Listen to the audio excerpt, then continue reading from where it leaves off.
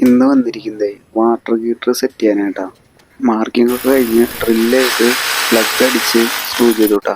ഇത് 5 ലിറ്ററിന്റെ water heater ആട്ടാ. ഇതാണ് ഔട്ട് പോണ ലൈൻ. ഇതാണ് വാട്ടർ ഹീറ്റർക്ക് ഇന്ന് പോണ ലൈൻ ട്ടാ. മുന്നേ ഒറ്റ ഹീറ്റർ വെക്കാനുള്ള പ്ലംബിംഗ് ആട്ടാ ചെയ്തിട്ടുണ്ടായിരുന്നത്. നമ്മളിപ്പോ അതിനെ മാറ്റിയിട്ട് 3 സ്ഥലത്തേക്ക് 3 വാട്ടർ ഹീറ്റർ ആട്ടാ സെറ്റ് ചെയ്യണേ. നമ്മളിപ്പോ അത് ചെയ്യാനുള്ള കാരണം, പിള്ളേരുള്ള വീട്ടില് വാട്ടർ ഹീറ്റർ ഇങ്ങനെ ഹീറ്റായിട്ട് നിൽക്കുമ്പോൾ ടാപ്പ് പെട്ടെന്ന് തുറന്നു കഴിഞ്ഞാൽ അപകടം ഒഴിവാക്കാനായിട്ടാണ് നമ്മൾ അങ്ങനെ ചെയ്തേക്കട്ടാ.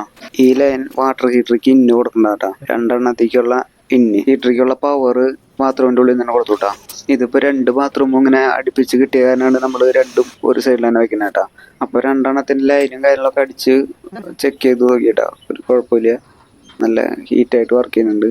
ഒന്ന് 5 ലിറ്ററും ഒന്ന് 3 ലിറ്റർ ആട്ടോ നമ്മൾ വെച്ചേക്കണേ. ഇത് മേടിക്കാൻ ചെന്നപ്പോ അവരെന്നെ പറഞ്ഞു കമ്പനിയിൽ നിന്ന് ആള് വന്നിട്ട് ഇത് സെറ്റ് ചെയ്ത് തരുന്നത്. പക്ഷെ പൈപ്പും ലൈനും കാര്യങ്ങളൊക്കെ നമ്മൾ അടിച്ചിട്ട് കൊടുക്കണം. അപ്പൊ അവര് വരുമ്പോ ലേറ്റ് ആവണ കാരണം നമ്മൾ തന്നെ ചെയ്തു വിട്ടത്.